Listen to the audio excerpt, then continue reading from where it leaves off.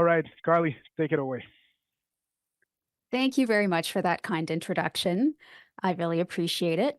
I was also very appreciative of the opportunity to be a public servant in residence.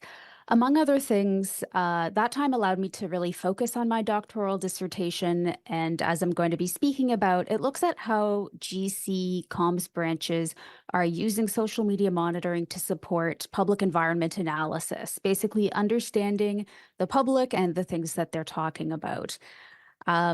I only have 20 minutes to cover some of the most key points, so I'm focusing on things that I think will be practical and of interest for public servants.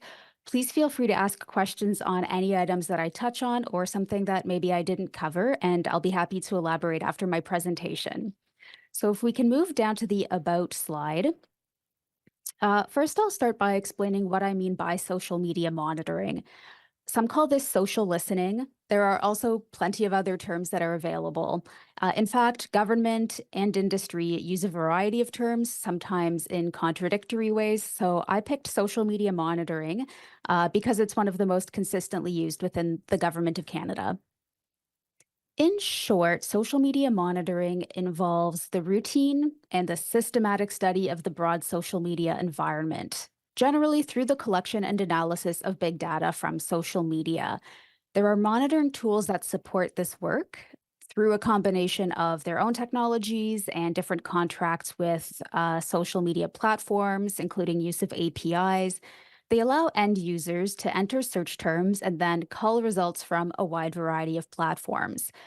Tools then put all this information into one place for users to get that information at a glance, and the tools generally also offer their own analyses on what is trending. So my research examined that type of monitoring done by departments to understand the public environment, why and how they're doing it, and with what effects. It also has considered some different contexts that might shape how monitoring is practiced and what beliefs surround it. I applied these when analyzing how departments approach monitoring from methodological and from privacy standpoints, and then what they come to know as the public through monitoring. Without getting too nerdy, the public is a construction as opposed to an inherent entity. So, in doing monitoring, work is happening in creating a specific public. So if we can move to slide 4 on methodology, I'll tell you what I did to actually advance that work.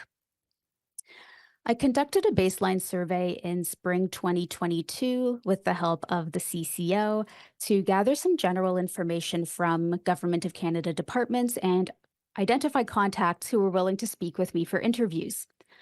I conducted those interviews from spring to summer 2022, and many of the 71 participants that I spoke to are listening in today, and I want to thank you again for your participation. I will say that in the past year and a half since I did that primary research, things have continued to evolve. In broad strokes, I don't think the landscape has changed that dramatically, but I am also speaking in generalities, the most broad themes that I found in my research. So if we can move to the next slide, please. I'll be using this time to focus on 4 key themes in my findings. First, I'll share some basic facts on why monitoring is done and how it's done, but I will focus more on concerns and challenges, particularly in the privacy space. As I'll get into, there are benefits to monitoring, but it also needs to be conducted and understood properly. Otherwise, the drawbacks can actually outweigh the benefits. Many people that I spoke to in interviews voiced that they wanted to expand monitoring and its use in their department. So my hope is that I can prepare those people to go into that kind of expansion, understanding the opportunities and the steps that they should take to make it an optimal activity. If we can move to the next slide, please. It's very common for the branches, the comms branches that I spoke to fall under one of 2 streams when it came to their motivations for monitoring. I'll call it public relations on one side and communications improvement on the other side. They're not mutually exclusive, and monitoring can be done for a variety of reasons, but there was often one side that dominated, one primary motivation. On the public relations side, often social media monitoring was added onto an existing media monitoring team. And the content of that monitoring and analysis was typically focused on what participants called social echo. So, how issues and announcements are being discussed, to what degree, mainly as a ripple effect of official activities and traditional media coverage. These departments were often looking primarily at media and stakeholder activity, so looking at opinion leaders, but of course, often saw content from the general population. These groups also focused on what many called an early warning system, where departments were hoping to get wind of something, such as negative stakeholder comments or a bombshell allegation, before it was picked up heavily in mainstream media. So, their goal was essentially better preparing for public relations issues and better gauging what was successful on the PR side. On the comms improvement side of things, those departments wanted to see first and foremost how the public was discussing programs, policies, services, the department, departmental officials, and more. These departments were often looking to more directly and quickly assess public information needs and the kind of language that the public was using to make their communications more responsive. I did notice a tendency for these departments to add social media monitoring into their social media teams, in part because improvements to content were mostly being applied to social media content as opposed to other communications products. So I'll turn to the how of social media monitoring. Because of the scope of my research, most departments I spoke to were using a monitoring tool, often Meltwater, that has sort of dominated Government of Canada tool use. To a lesser degree, some departments were using Cision as a tool provider. When it came to the searches used to pull data from those tools, one positive is that many departments were adapting their searches over time based on what they were seeing in the environment, trying to get a better and more fulsome understanding of the conversation. However, the overall scope of monitoring in most departments was somewhat limited. A few departments tried to capture everything mandate related, while others focused on social echo or specific priorities. The scope of monitoring may be limited by a number of things. It could be not limited by the knowledge and expertise of the person doing the monitoring. Often it's limited based on how much time they actually have to do the monitoring. But I found it was also shaped by that primary goal. The departments who are trying to do the widest public environment analysis usually had the most fulsome searches set up. I will note that in discussing the introduction of social media monitoring into their comms branch, many managers and executives were working to show the value of and get wider departmental support for social media monitoring. Some felt that using it effectively required a cultural shift in the branch or in the organization. In their sense, how they worked and what they prioritized needed to shift. Executives especially felt that branches could better leverage the data that comes from monitoring, but they also noted challenges in actually building out the function to achieve some of those broader goals. And I'll talk about those broad goals on the next slide. So, underlying some of the very specific reasons that departments were setting up monitoring functions, there are more general benefits associated with understanding the public and public environment through social media monitoring. And I think these reflect how monitoring has a unique position in the overall communications toolkit. I'll list off a few of these. Several participants noted that social media monitoring is faster and unfiltered in comparison to traditional public opinion research. Formal POR, especially if it's contracted out, is costly, tightly controlled, and time consuming. It's rarely available as a quick pulse check, and it's also confined by the framing of the questionnaire that's used. So, social media monitoring really diverges from that in a number of ways. It's also a tool to better detect mis and disinformation, which otherwise can percolate for a long time or not even reach the department. Departments aren't necessarily familiar with disinformation that might be circulating on social media. It's also useful in knowing if and how the public is responding to media coverage. Several people noted that they used to have to basically assume that media coverage represented the public environment, and this provides them with an alternative. Sometimes departments get concerned about media articles, and then they look at what's being discussed online and realize that it hasn't really been discussed significantly. So for them, it's a way of better assessing that impact. Also, in terms of impact, several people felt that it offered more well-rounded communications evaluation. Their evaluation can go beyond just link clicks and social media engagements to try and assess what's happening in the broader public audience, the audience that might not be directly interacting with the department's communications. Underlying those kinds of stated benefits from participants, there's also this underlying benefit of wanting to have the information. Lorianne alluded to this. We like to have information, especially in communications. And I do think that FOMO, or fear of missing out, is a very significant motivator. Executives and managers in particular voiced a sense that they just can't be missing information. They don't want to be caught unprepared or look disorganized, either internally or externally, when someone raises something that they've seen over social media. So they want to know as much as they can to be able to better anticipate what might be coming their way. Now, I will speak for a moment about public environment analysis more generally. It is something that's noted in the communications policy suite. Um, I think in terms of why public environment analysis is so important is that communications branches are very critical in terms of playing a role as an interface between the government and the public. Public environment analysis helps us understand public views and needs, and we can not only relay that back into government, but then also aim to take that information and communicate in a way that resonates more with the public. So in that way, communications really help maintain the public's trust in government. At the same time, that trust is very fragile. And I think we're seeing that maybe more so now than in recent history. So the way we go about public environment analysis should be reflective of the extent to which we need to treasure and maintain that public trust.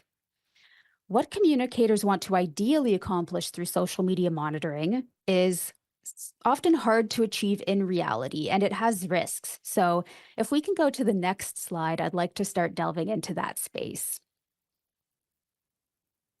I'll talk about some of the limitations that participants noted when it came to conducting monitoring as fulsomely as they would like. The most significant limitation that participants shared was that there was a lack of human and financial resources. This is a new function. Often departments are trying it out on a pilot basis or for a specific project. And in many cases, they didn't have the people to do what they would really like to do in an ideal world. And in many cases, they were adding responsibilities onto the work of existing employees. So evidently, that doesn't allow those employees a lot of time to really delve into that full space. And one simple issue with this is related to the sheer volume of data that you're finding through social media, and the volume of data to analyze to get a really full picture of the public environment. It is a lot of information for someone to get through, and it's difficult to do without significant resources, especially if you want to try and cast a broad net with social media monitoring. However, those human resource limitations weren't only tied to the number of people or the amount of time, but also the skill sets. Those skills aren't only about the fundamentals of monitoring, like how to use the tool, how to write searches, but also the variety of skills that can make someone really exceptional and useful in this area. Many people who were conducting monitoring had no prior experience in it, and they described working as self-starters, learning by trial and error, which I think are excellent skill sets. But it also means that they're starting off from a somewhat limited place, and often their training was limited to what the vendor was providing them, which, as I'll get to in the conclusion, can be a bit challenging. It doesn't allow teams to make the most of the function or really develop a nuanced sense of social media monitoring. And I felt that executives really captured this well in interviews when they spoke about finding the right talent. They highlighted the need to have someone with research skills, healthy curiosity, writing skills, strategic thinking skills, and knowing when and what to be briefing on. And when you find someone with that magical combination, they also often don't stay at an IS3, IS4, or IS5 level for very long. I think those challenges really do speak to how sophisticated social media monitoring can be in practice. The next issue relates to something I noted briefly before, which is that the structures and cultures in government communications shops or in departments more generally haven't necessarily aligned with the opportunities of monitoring. Managers and even executives are working to show the value of the function and leverage the data that come from monitoring. It was interesting speaking to the people who work on the ground, the people doing the monitoring, developing the reports, because they elaborated on some of the difficulties they experienced. One of them was that they were unsure if and how their reporting was actually being used. And several people told me that they felt their work was going into a black hole. There's no reporting back done on what was done with the information provided. And I think in part this ties back to first of all, the somewhat nebulous and loose nature of public environment analysis, but also because sometimes the motivation is just that people want the information and they want that sort of psychological security of knowing what's going on. The last challenge I'll note here is that social media monitoring is neither social media nor is it media monitoring.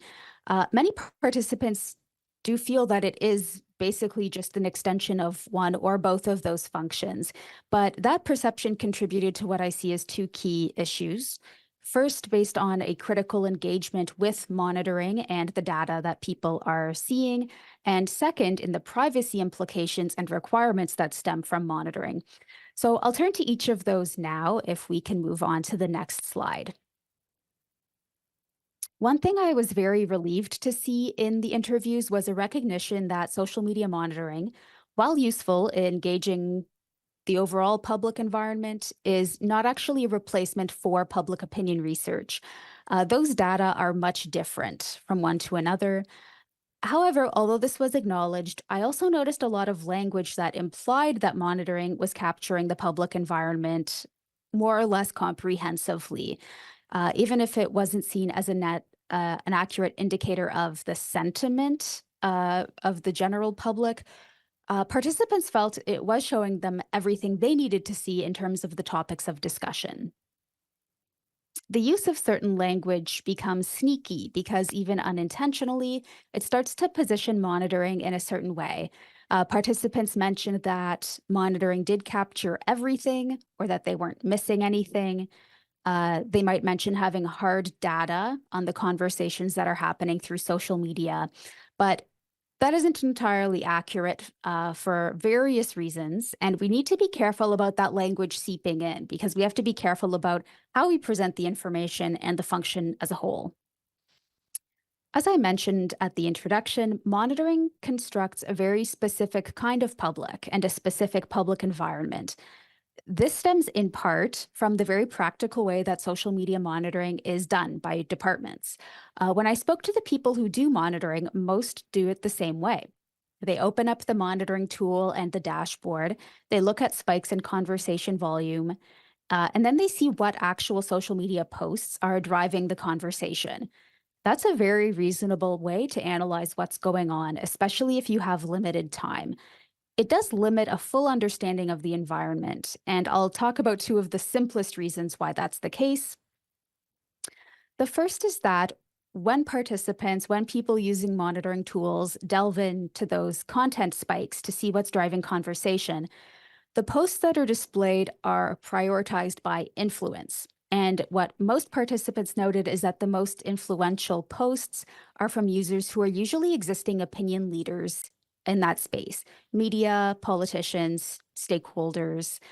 Many departments wanted to know what the public was thinking when they did social media monitoring. But with limited time using this process, they end up with a pretty limited understanding of what the general public is saying and what they might be discussing compared to what opinion leaders are discussing. Second, as many participants acknowledged, monitoring tools and monitoring platforms, they prioritize Twitter content. There are a lot of reasons for that. Happy to discuss it in the Q&A if people are curious. But when you're looking mostly at Twitter content, you're looking at content that doesn't actually represent Canadians. Users on Twitter are overwhelmingly making six figures plus, are university educated, and are employed full-time or self-employed. Many participants assumed that Twitter was used more or less equally across demographics, or that what was being discussed was reflective of what the whole population was discussing. And I think we need to sort of unpack that question. What those things mean is that monitoring through both the data and the analysis constructs an audience, and it's one that in many cases is already privileged and already has its collective voice heard by government. And what gets omitted are the voices of people in other demographics, unless you can invest resources into more intensive monitoring.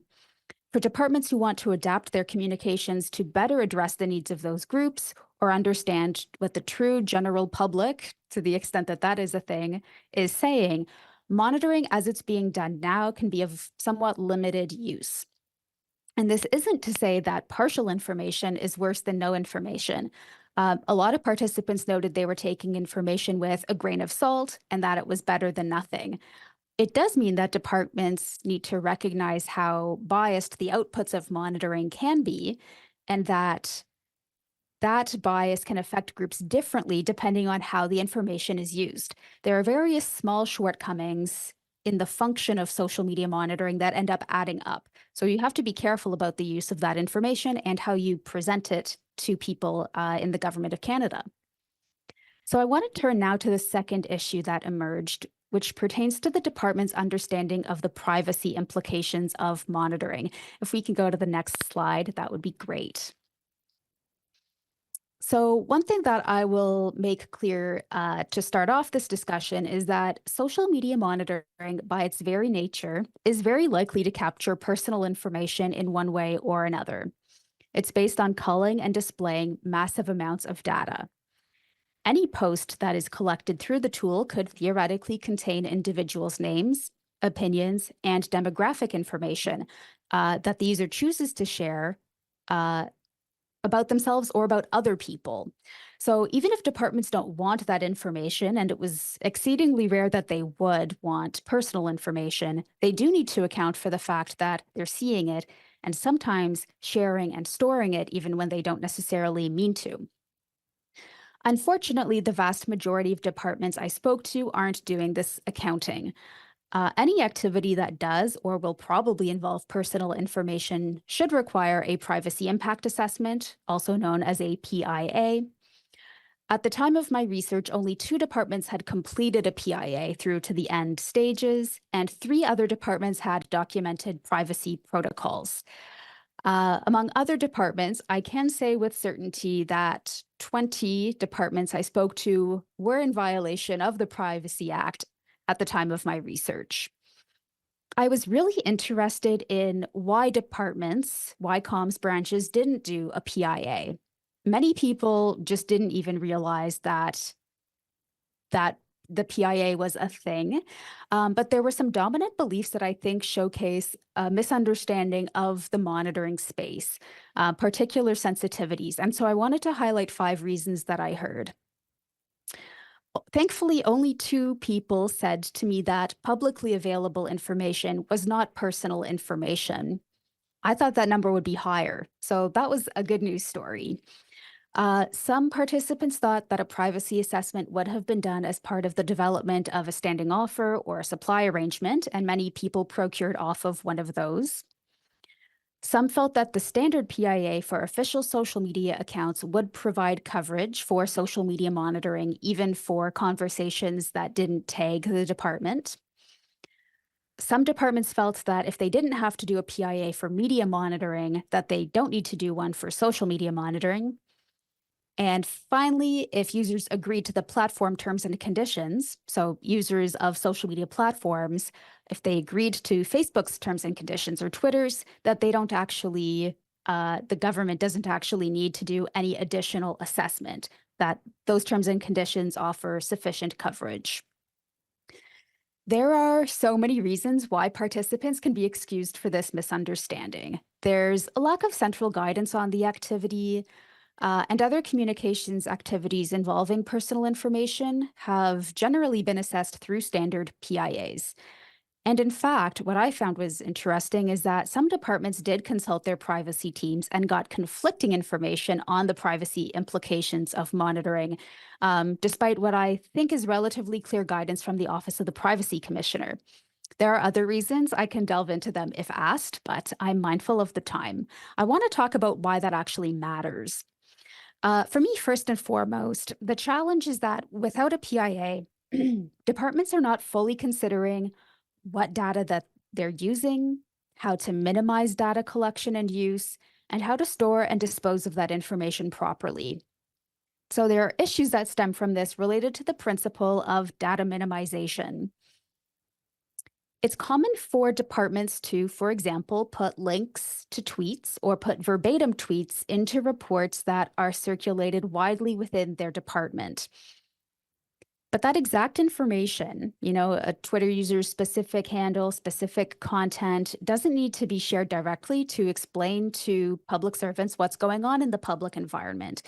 By sharing that information, you are allowing the recipients of the report to go in and find the user's profile, look at their other content, and potentially access more personal information. Now, as public servants, we all abide by values and ethics, no doubt about it. It's still incumbent on everyone to not distribute, overshare information. And the fact that some senior officials in a department might want to see specific examples of tweets doesn't actually override that principle. That second part of data minimization relates back to challenges I noted in terms of comms branches being unsure of if or how their reporting is being used. Comms branches are responsible for understanding the public environment. But when it comes to social media monitoring and how those specific activities within monitoring meet those goals, those objectives are often not laid out very specifically. So there's no indication of what data actually need to be collected and shared to achieve objectives. And when you combine that with the fact that many people have no idea if what they're sharing is accomplishing objectives, what it means is that there is a high chance that really any use of or sharing of information could be excessive. So contrary to the principle of data minimization. This does expose departments to risk. In addition to not meeting the requirements of the Privacy Act or the Privacy Policy Suite, I think it's easy to exaggerate or misconstrue social media monitoring as an activity or make assumptions about its underlying intentions. There are avenues to get information like media calls or parliamentary questions that I think could uncover these details sooner rather than later. Departments may be caught flat-footed if they haven't really mapped out the privacy impacts and what they're doing to mitigate privacy risks. Despite those challenges, one really positive thing that I saw in my interviews was that individuals really wanted guidance. They wanted to speak to other departments about what they were doing. They were uncertain too if their approach was actually the best one. And I think some of their doubts stem from underlying issues that I will list quickly in the next slide if we can move down to that. Thanks. I think many of the challenges that I've raised stem from the fact that social media monitoring is a relatively new activity, not just in government, but in general. Participants weren't aware of what other departments were doing and sometimes didn't know who to go to with questions about, best practices or things like privacy considerations. I think in the absence of that guidance, departments have relied primarily on the vendors of monitoring tools for information. These tools are actually designed for private sector use first and foremost, and that influences the kind of public that's constructed, and it also influences the kind of training that those vendors provide.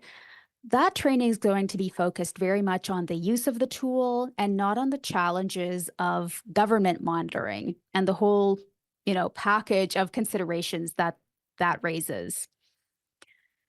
Furthermore, the companies that generate or even broker the social media data being used do want to position them as objective and as inherently meaningful. There's tons of rhetoric out there that positions data as basically being, the truth at your fingertips.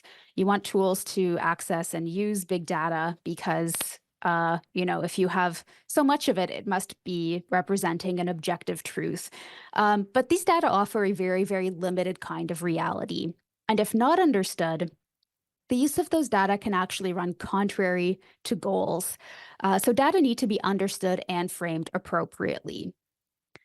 So I'm now very happy to take your questions. I have provided my email address on the last slide, if we can show that, just in case you'd like to chat further with me. But for now, I will turn it back to Tyhard for any questions. Thank you.